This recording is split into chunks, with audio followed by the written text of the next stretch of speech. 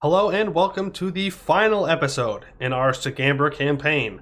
That's right, this is going to be the last one. We are going to complete the mission tree and completely control the borders that I want to control, and we're going to call it there. So, there's going to be a lot of Speed 5, just talking about what we're seeing going around, and honestly just chilling out, having a good time in the world of Anbennar.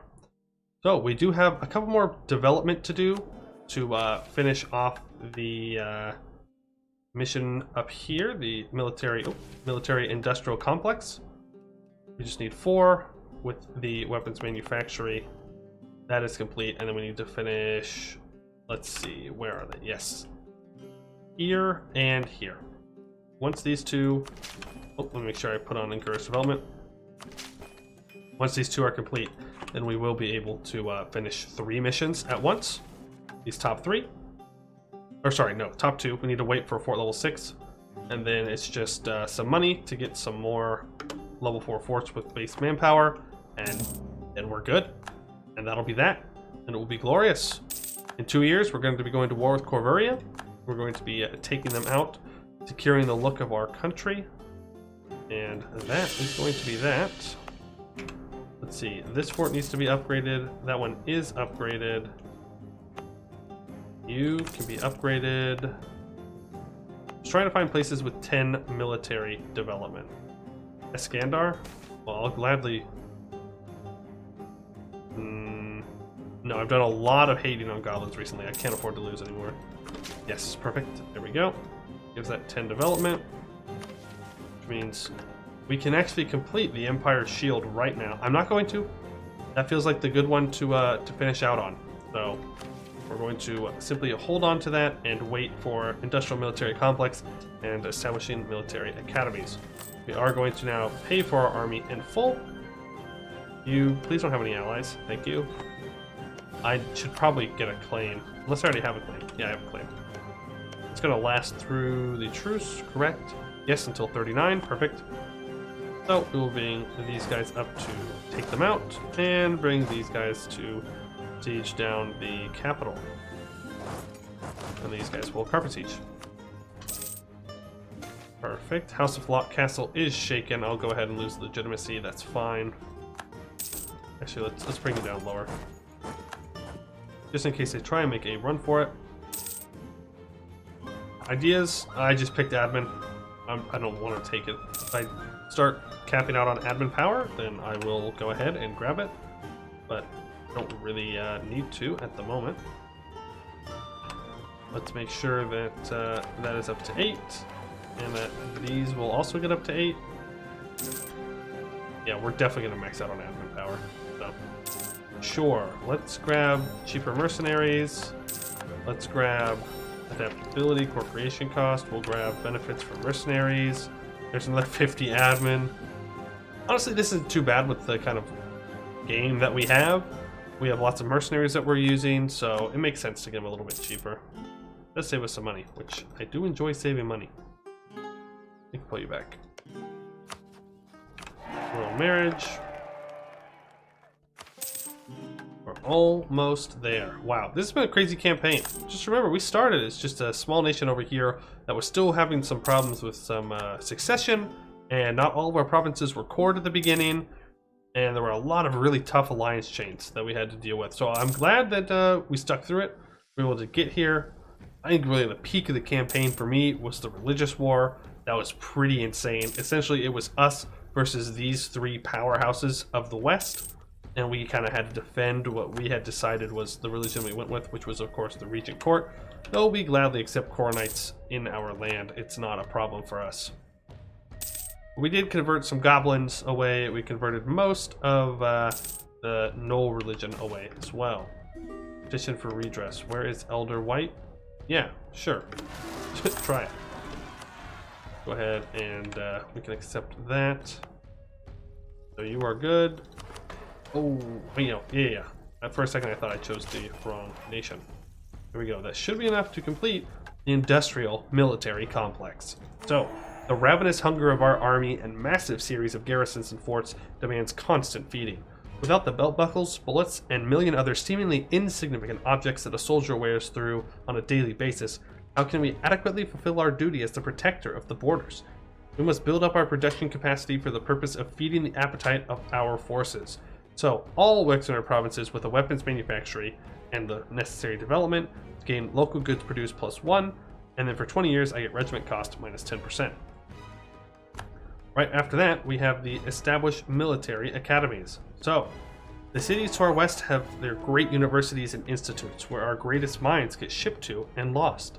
Though we cannot hope to match for the Imperial Academy in Magic or the Commonwealth Institute in Administration, we do know very well the intricacies of war. We shall establish a league of military academies of our own, to ensure that our forces are always adequately staffed by well-trained minds. So, for 50 years, we get +1 leaders without upkeep and minus 5% military technology cost. Alright, so there is only one mission now that's not completed, and that is establish the Danbach. And a Scander needs 20 development and a level 6 fort, and we will get the level 6 fort pretty soon, within just like 5 years. That's plenty of time to go ahead, fully annex Corveria, and move on with our life. Really. Go ahead and declare war. I do not want to expand the empire. I want to take the provinces. Ravenhill. Why is Ravenhill a part of the empire? That's weird. Okay, whatever. Doesn't matter. Yeah, I don't think I need my allies for this one. I would not be a very good emperor if I needed backup to take on a dude with 3 provinces. That would be kind of sad. But we can send you south. Do not need you. 3 innovativeness. I'll take the stability actually. And just like that, that is Corveria done and out. This will be a full annexation. Give me your money. No coalition. 213 admin to fully core it up because it's in a state. And just like that, oh, look at those borders. It is unfortunate that our name's down here. I think if we annexed Wex in time, then our name could be like right here, and that would be even better. But I think we still have a long time until we can integrate them. Yeah, 1655. That's not going to happen. That's not going to happen at all. So, yeah, we're just going to speed 5 it right here and take a look at what's happening around the world. Laurent, once again at war with Alinar. They are just constantly at war. Never ending. Make sure we core everything. And yes, we just wait until we can get level 6 forts. Pretty crazy, but that's what we're gonna do. We can purchase an ability. Let's go ahead and get our treatment costs, I guess. None of these really matter to me. I'll get the special one. Why not? So yeah, Alinar has been knocked down a bunch of pegs, but I think it's mostly by Duran.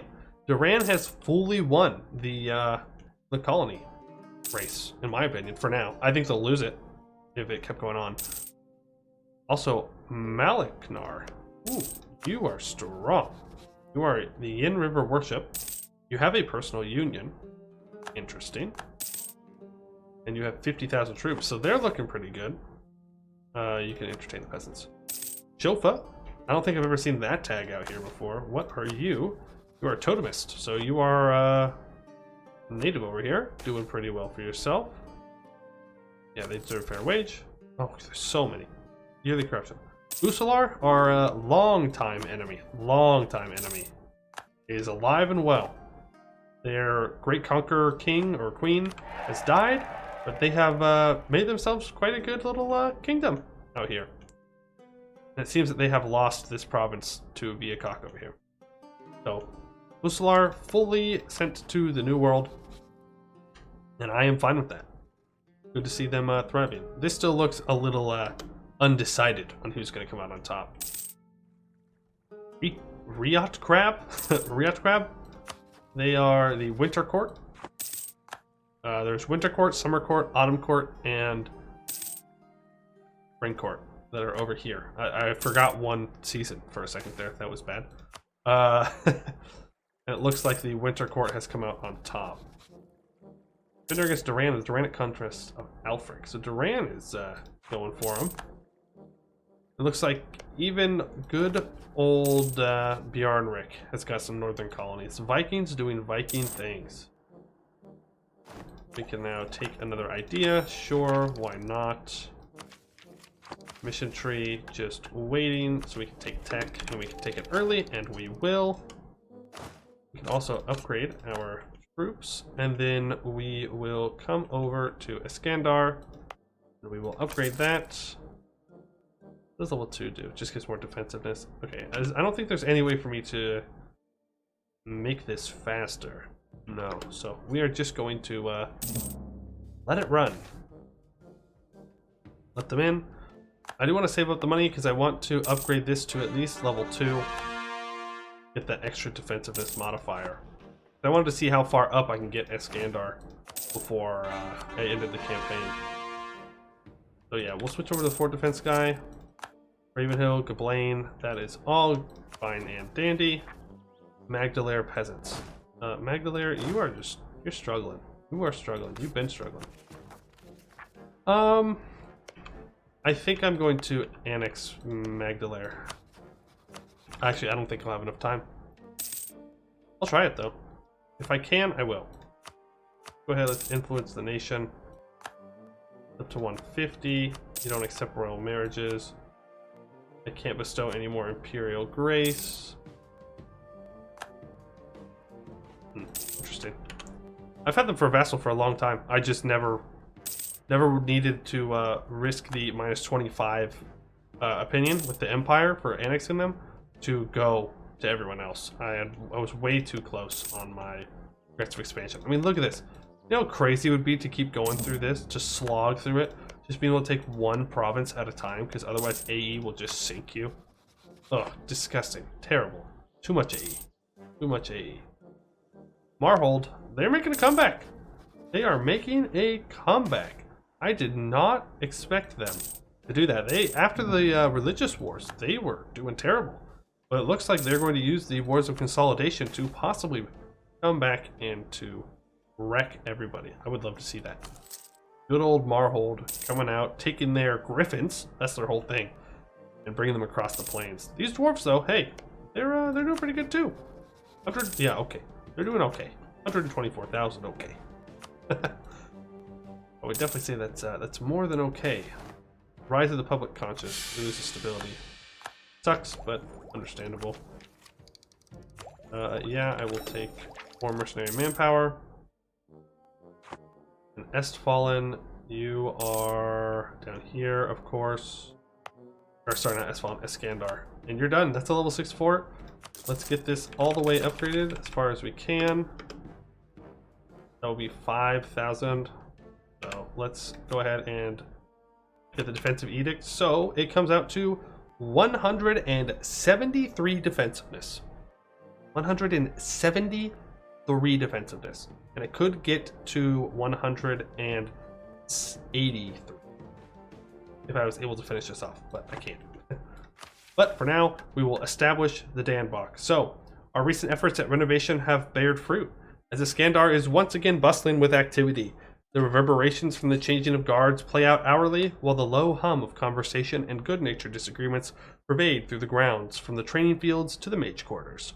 It is time to signal this revitalization by establishing Iskandar and surrounding lands as Danbach, a centralized location from which we can organize and run our armies and all things military in Sugamber. So this has just become basically the largest military force, or spot, like grounds, in probably the world. Alrighty, so, oh, never mind, it gets more defensiveness. Iskandar gets plus 20% defensiveness, I get plus 0.5 monthly splendor, minus 5% military tech cost, and plus 1 yearly prestige. And with that, let's just double check. All these are completed. Beautiful, beautiful, beautiful. Fun going down, and it leaves us with only one mission, the Empire's Shield.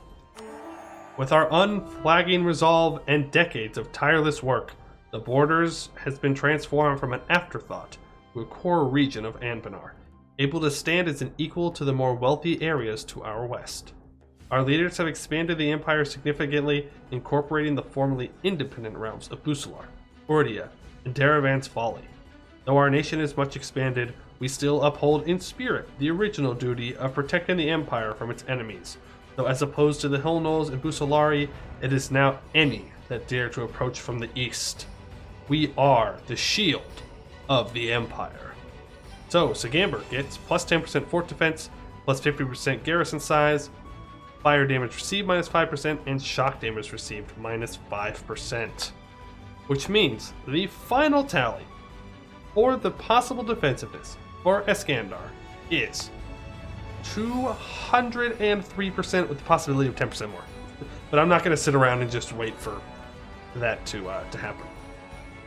Yes, 203%. That is insanity. No one is going to be taking that anytime soon. So yes, this does mark the end of our Sugamber campaign. Just so you see, we have Magdalare as a vassal over here in the west. We have Wex as a personal union under us. What I would see for Sugamber going forward is that they would take out Luciande. Alright, and then up, and they would probably take out part of Arboran and get a border with Gwed. They would also start to expand into the Dwarvar, most likely, or possibly creating a vassal in the Dwarvar and using that as just additional defensive so we're not as exposed here. I would also start to push into the Ancient Forest, taking out one of these sections at a time and just cutting down Sirenvar piece by piece. I don't know how much Sugamber would probably expand into the Eskin region, right? This is a very defensible spot for them to be in, but the farther north they go, the more likely it is that they take out Raven March, they take out Coven Blad, and they take out Enter Curse, right? They would want to expand. I would see eventually Sugamber create an entire wall, essentially, along this eastern block. Probably up to this state right here, and then down all the way through to the border of this lake, Lake Silmir, so probably along here, and then all the way down into this entrance into the Ancient Forest, and that would kind of be the next huge expansion for this. I would also see Sugamber moving to the south, right? Viacok, I need to take their entire coastline. Breteka, entire coastline. Either needs to go to me or Elisna. Alright? They need to stop raiding. I would like to take them, bring these gnolls under my control as well. As for what would happen in the Bulwark, I think our relationship with Elisna would come to an end, and we would essentially take the entire coastline.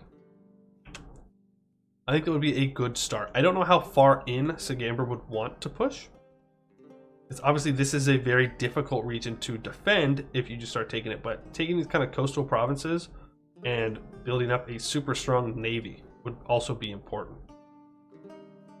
I would also see Sugamber possibly going after Vern, right? Taking out Vern, though they are in the Empire, and then moving across to at least the Pearls, breaking the alliance with Pearl's Edge, and taking this island, specifically to stop Laurent from trying to come in any farther. I would want to take all these provinces, or at least to here.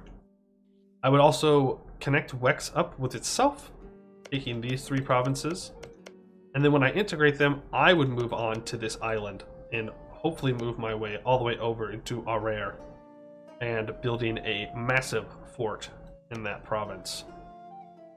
Even though it is technically farmlands, that's fine. The Abencost city would eventually probably be vassalized and then annexed at a later date. Alright, so we would just kind of create a very tall country. It'd be very tall. And this is all the stated provinces that I would have. It's right here. I'm very happy with how this campaign turned out. We completed all of the missions. I really can't complain. So I think what we're going to do now is I'm going to throw it onto a time lapse. I'm going to turn the music up, and that is what we're going to call it for this episode. I would like to thank you all for watching, for getting to this point, and I hope to see you in the next one.